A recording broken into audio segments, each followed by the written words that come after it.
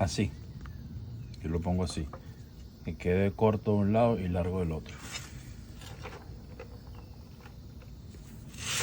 No tengo la pega ahorita, así que lo voy a poner sin pega.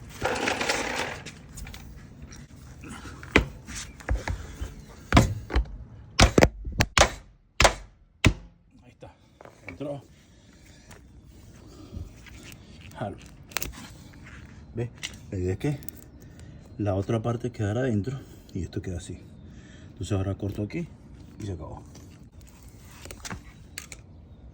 Ahí está, ¿ves? Así queda.